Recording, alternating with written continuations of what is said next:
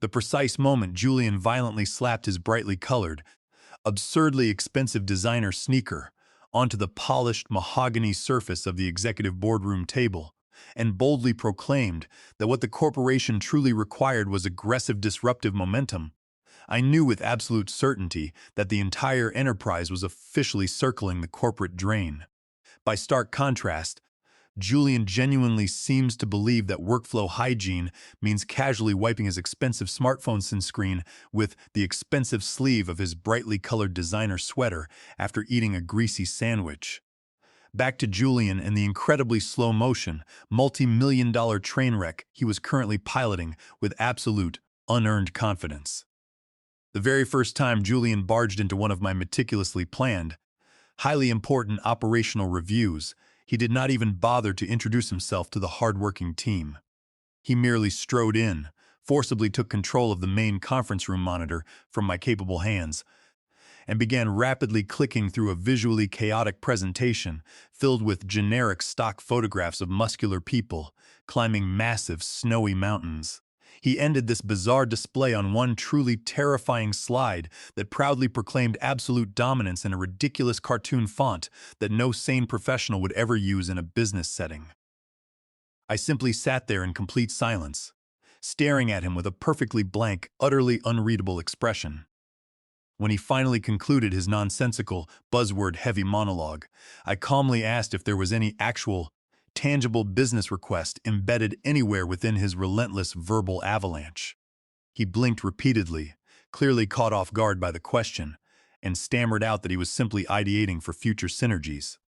I politely suggested he try doing so silently the next time he graced us with his uninvited presence. To his marginal credit, he did not immediately retaliate in the room, though he did immediately log onto his computer and send out a passive-aggressive feedback form to my entire staff asking how adaptable they felt I was to modern paradigm shifts and disruptive workflow models. The painful, undeniable truth was that I had been actively shielding him far more than I was fighting him, diligently cleaning up his endless, highly destructive messes behind the scenes. I was constantly reformatting his disastrous, misspelled meeting notes before they could ever reach the nervous, highly critical investors. I was rapidly reassigning talented, hard-working people he had profoundly mismanaged before their legitimate grievances could escalate to the human resources department and trigger a massive, incredibly expensive lawsuit.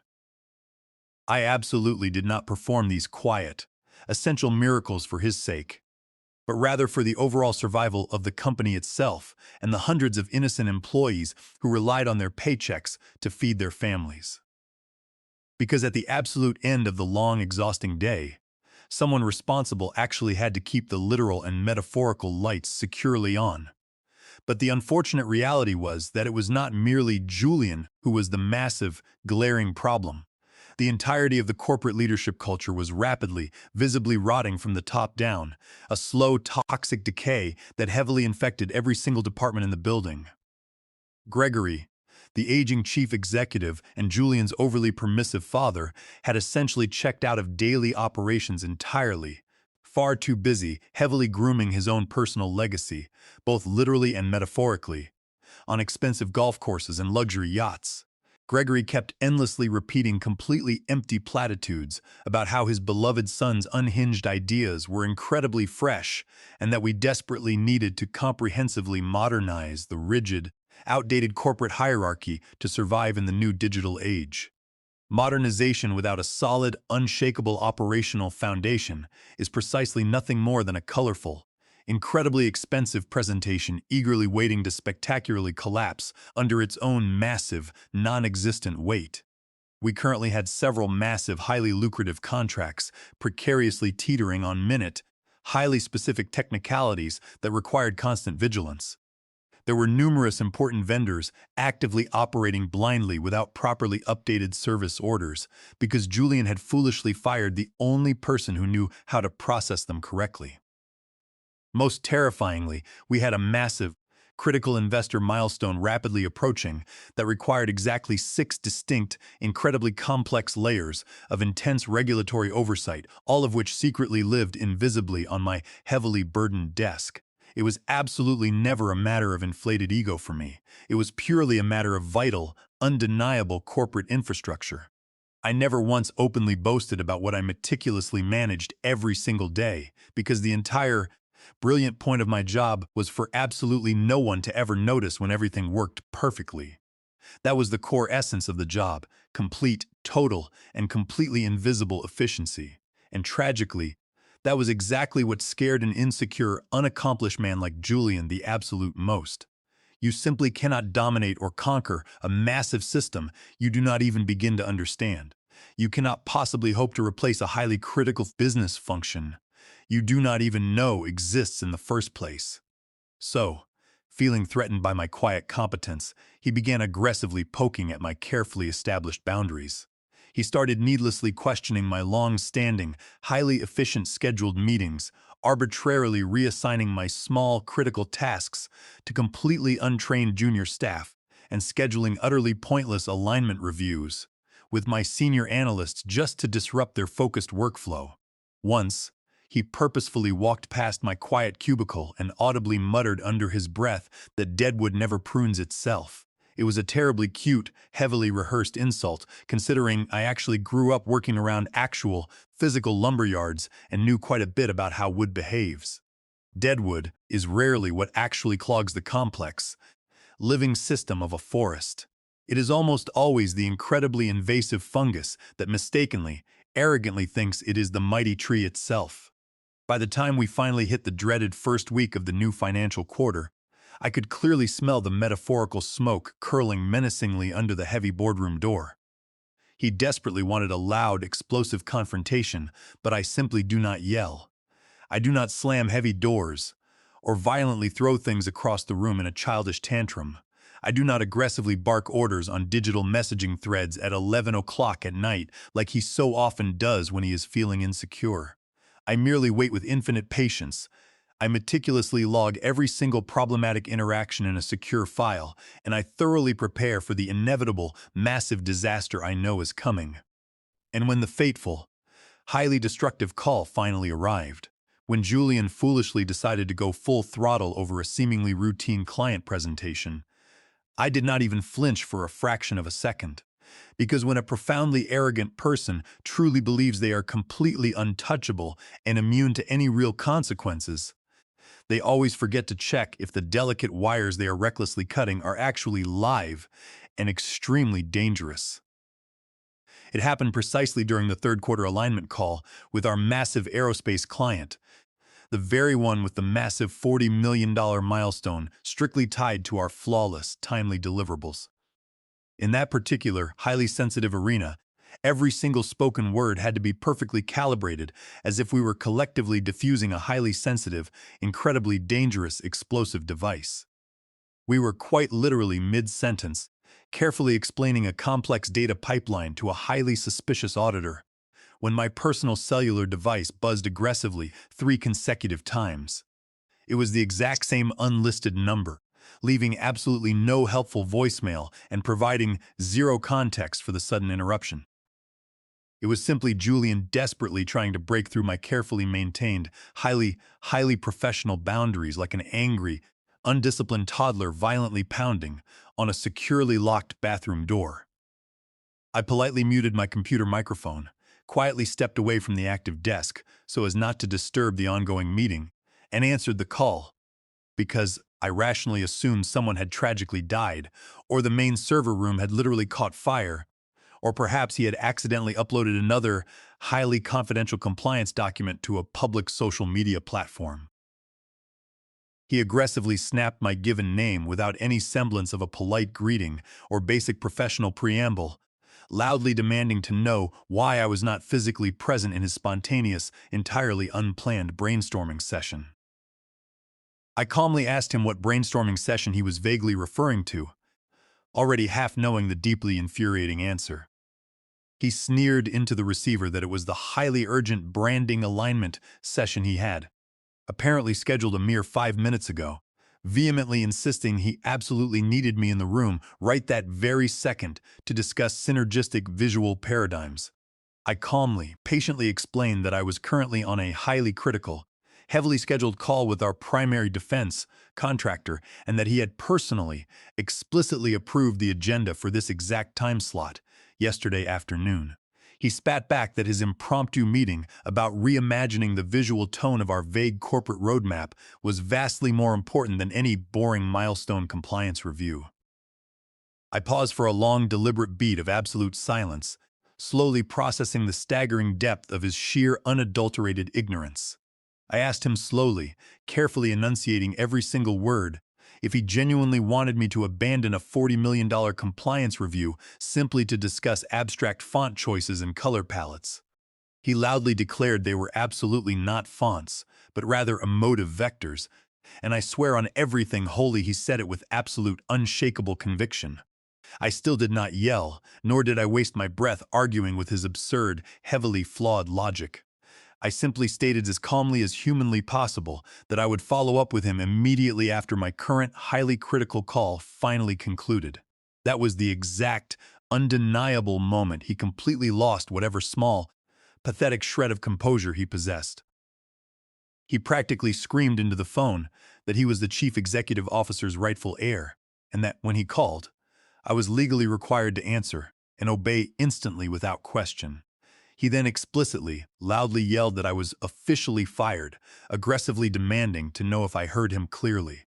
For a long, surreal moment, I simply stood there in the quiet hallway, feeling the phone grow strangely warm against my ear, listening to my own steady heartbeat thud rhythmically against the heavy, oppressive silence on the other end of the line. He had actually said I was fired, throwing the heavy word around as if it were truly that wonderfully easy. As if I were nothing more than a broken coffee machine he could simply unplug and carelessly toss into the dark alley behind the building. As if 9 long, grueling years of building invisible infrastructure, ensuring seamless operational continuity, and earning deep, unshakable trust could be casually dismissed by a petulant tantrum from a man wearing terribly designed sneakers. I deliberately did not give him the immense satisfaction of an emotional response. I absolutely did not indulge his childish, screaming outburst in the slightest possible way. I simply ended the call without uttering a single additional word, walked calmly back to my desk, unmuted my microphone, and flawlessly rejoined the ongoing client call exactly as if absolutely nothing catastrophic had happened at all. I smoothly, professionally closed out the final scope discussion, smiling politely at the camera as the impressive client warmly noted that my highly capable team always made it incredibly easy to confidently sign off on these massive, complex milestones. After the lengthy, highly successful call finally ended, I sat quietly in my ergonomic chair for a few serene, perfectly silent seconds, just long enough to clearly hear the familiar hum of the central air conditioner kicking on. Then I methodically opened my secure digital inbox and specifically searched for the massive funding agreement clause regarding strict oversight disbursement. There it was, the highly specific email thread I had carefully flagged several months ago, containing the exact legal phrasing I already knew completely by heart.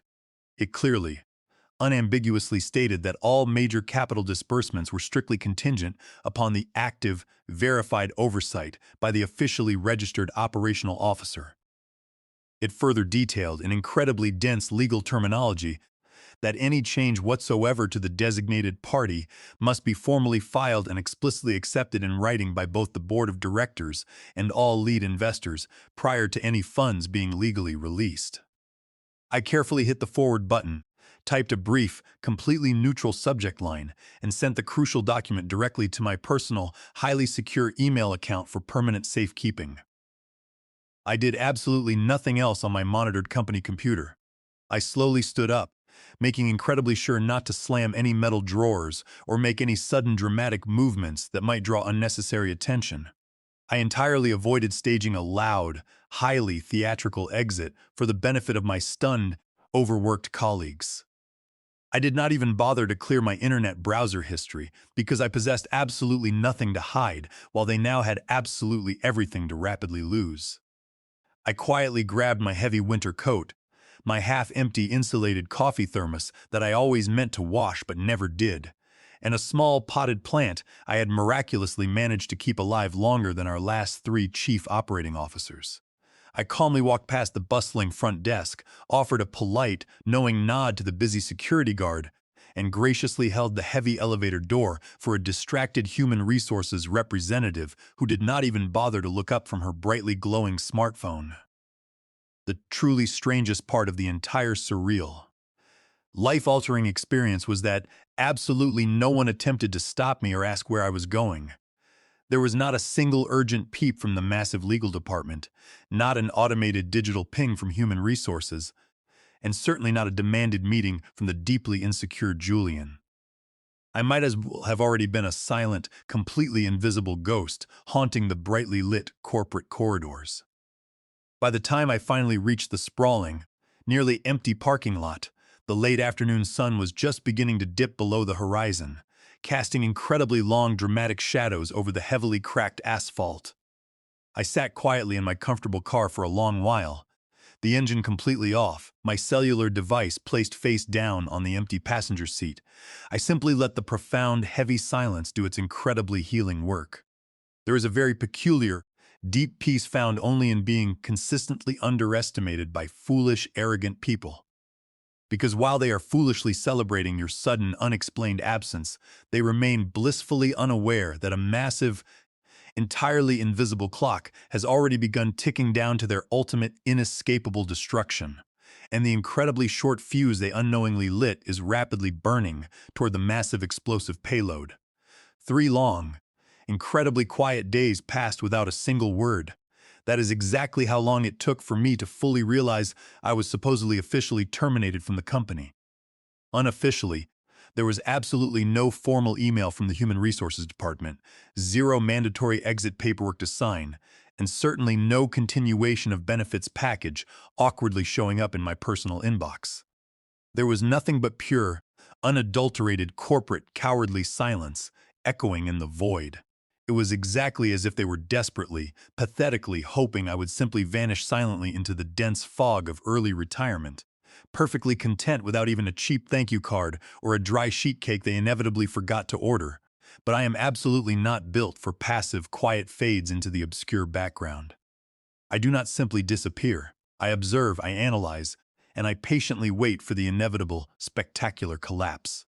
The very morning after Julian's ridiculous, screaming tantrum, I calmly brewed strong, dark coffee in my quiet kitchen exactly as I did every single weekday, still naturally waking up at exactly 5:30 entirely out of deep, ingrained muscle memory. I did not shed a single dramatic tear, nor did I fly into a highly destructive, furniture-breaking rage. I merely sat at my clean granite counter, with my detailed leather planner open to a busy, color-coded calendar that sadly no longer applied to my daily life. I stared thoughtfully at a long, demanding list of important meetings I would absolutely not be attending, sipping my coffee slowly. Then, I casually opened my personal laptop and navigated to the company's secure investment dashboard.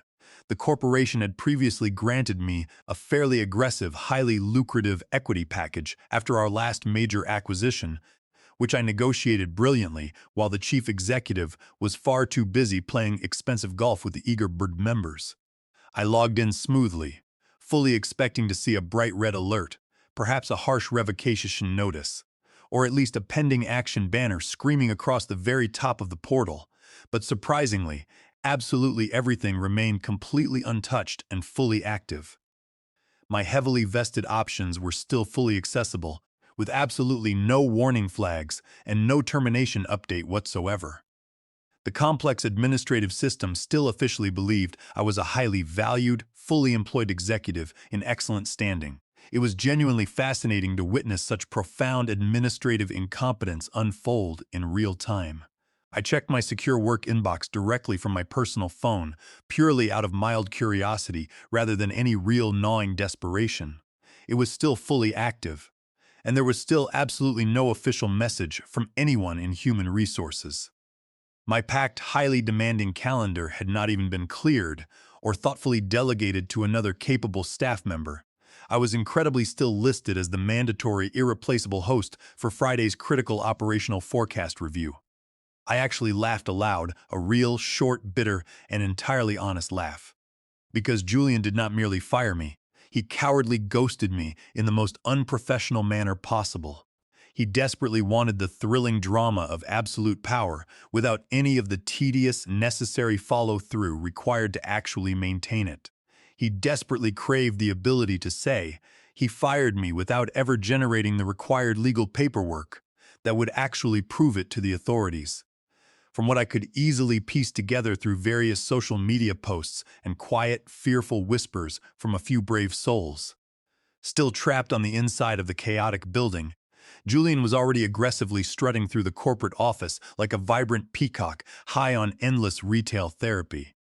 He was loudly, publicly bragging to the exhausted marketing team about successfully removing stubborn friction points, which apparently meant casually letting go of 3 incredibly competent directors and instantly replacing them with agile shadow pods, whatever that ridiculous phrase actually meant.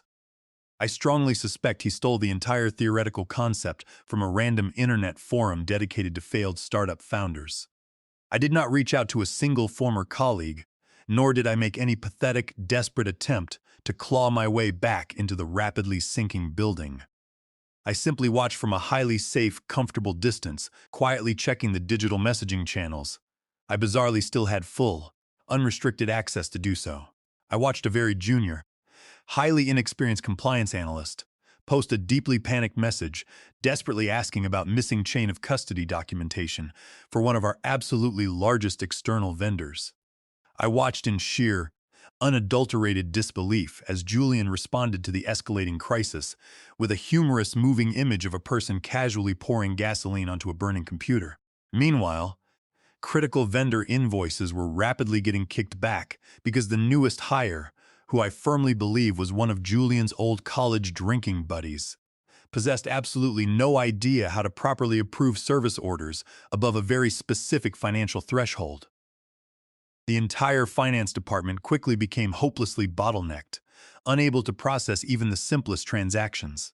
The procurement team frantically started sending out highly irregular emails that simply said they were checking in far more often than usual, which anyone with basic operational experience knows is universal code for a massive, impending disaster.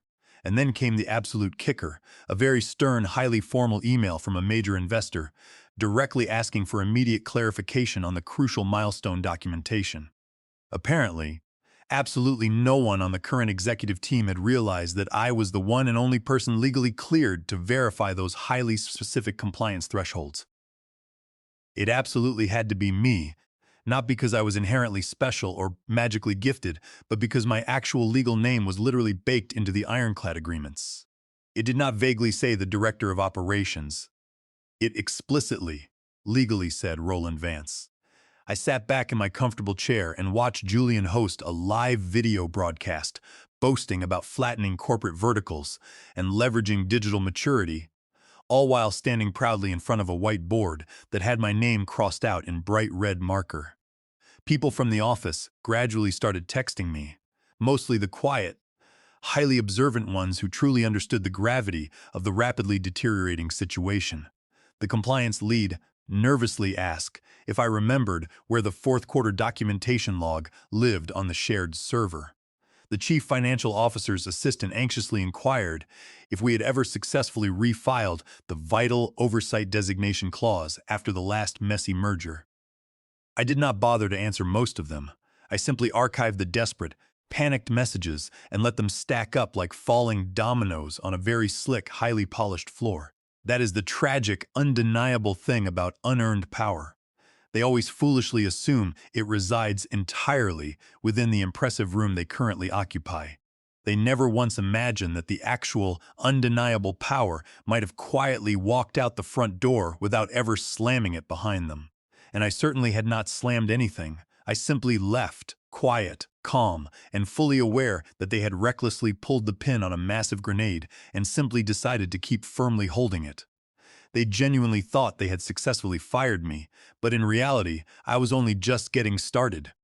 The chaos rapidly multiplied when the weekly operational summary was accidentally sent out to the entirely wrong distribution list by an overworked junior assistant.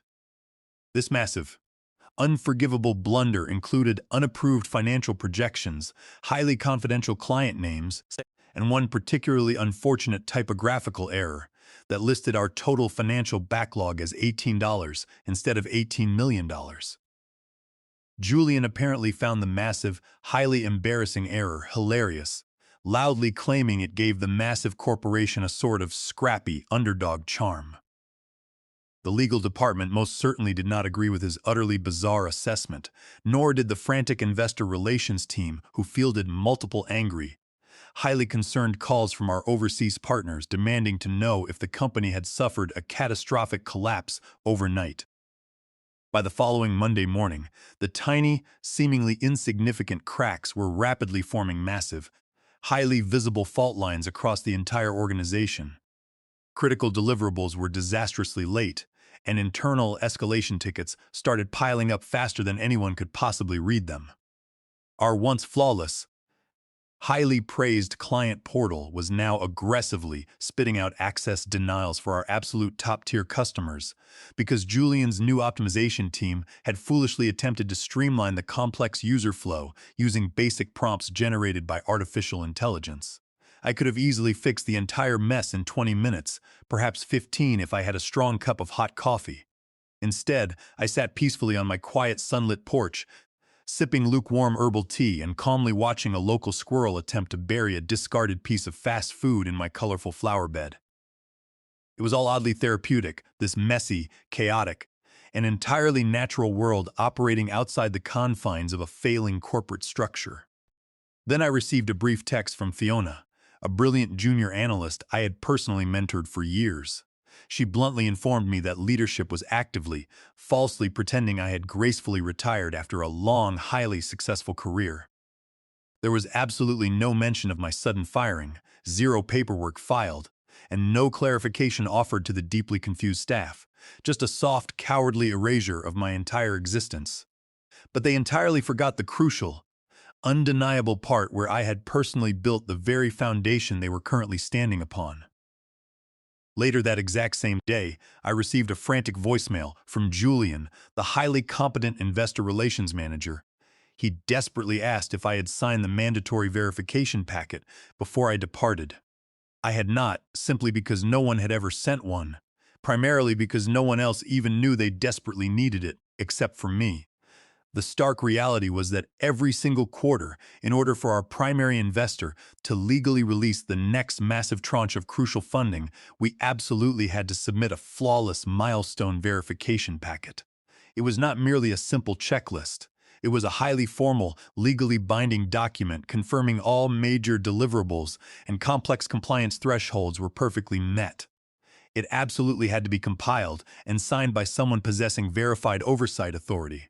Someone whose exact legal name perfectly matched the original funding agreement. And that highly specific someone was exactly me, Roland Vance, buried deep within 47 pages of incredibly boring legal text that everyone else had simply stopped reading years ago. The panic was now undeniably blooming, and the truly funny thing was that I was not even remotely angry anymore. I felt quietly, completely vindicated because they did not merely replace me. They entirely forgot what I actually did to keep the company alive. They foolishly let the one vital person holding the entire massive compliance bridge together simply walk off into the sunset without even bothering to grab the crucial map. The desperate email from the legal department finally arrived exactly at 10 in the morning, featuring a subject line heavily sanitized to the absolute point of dark comedy. It politely asked if I could, at my earliest possible convenience, formally affirm my procedural oversight for the prior quarter to maintain historical documentation protocols. It was an incredibly bloated, pathetic way of begging me to sign a massive compliance memo they had clearly just drafted in sheer panic 5 minutes prior. They attached a heavily backdated file, pre-filled with my exact legal name, desperately awaiting my vital signature. I calmly stared at the glowing screen for a full minute, slowly closed the document, marked the entire email thread as unread, and happily dragged it into a digital folder I lovingly labeled with a sarcastic title. I provided absolutely no reply and offered zero room for any sort of negotiation. I was certainly not going to risk federal prison simply because an incredibly arrogant man-child desperately wanted to impress his wealthy father with a stolen acronym and a flashy presentation. By lunchtime, several more frantic, highly irregular messages followed, including a polite but incredibly vague note from the chief financial officer and a deeply confused plea from Julian's assistant regarding a quick document sign-off. That supposed quick document literally represented federal-level compliance directly tied to a massive $40 million cash injection. It was the final unbreakable lock on a massive steel vault door, and it legally bore my exact name, meaning absolutely no one else could legally turn the heavy key. That fateful afternoon, the lead investor's office placed a direct, highly unusual call to Gregory, the chief executive himself. The demand was incredibly simple and terrifyingly blunt. They wanted to know exactly when the formal milestone verification would be submitted so the $40 million disbursement could finally be processed. Gregory foolishly deferred to his arrogant son, who incredibly assured the highly sophisticated investors that everything was perfectly under control and that operations were running better than ever before. I sincerely wish I could have seen the absolute horror on their faces when the investor's sharp lawyer immediately requested a formal review of Clause 7.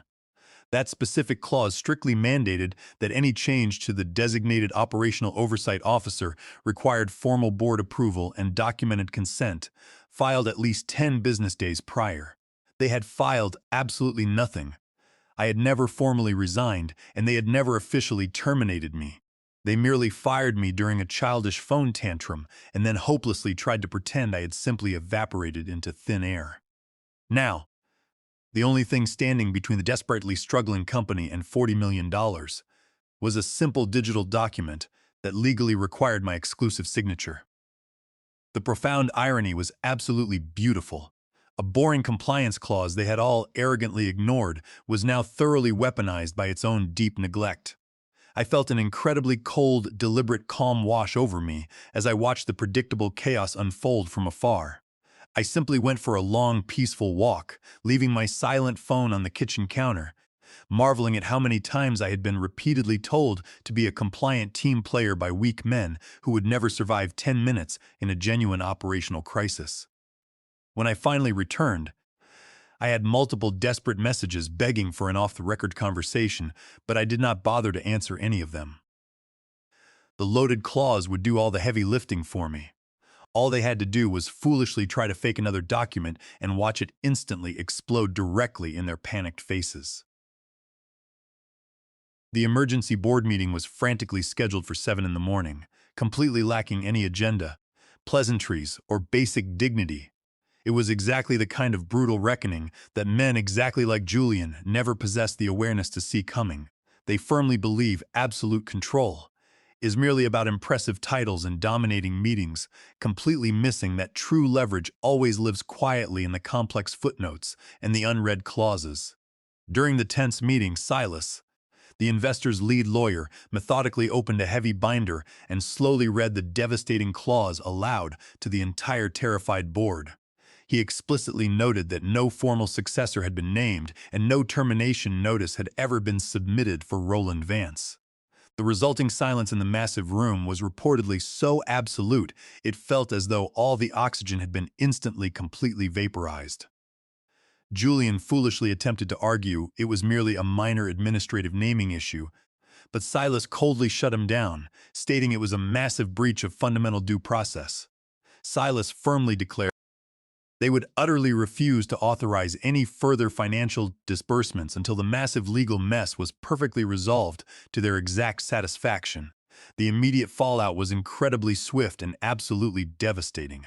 Massive vendor payments were instantly frozen, complex projects completely stalled, and critical logistics firms aggressively paused their essential services.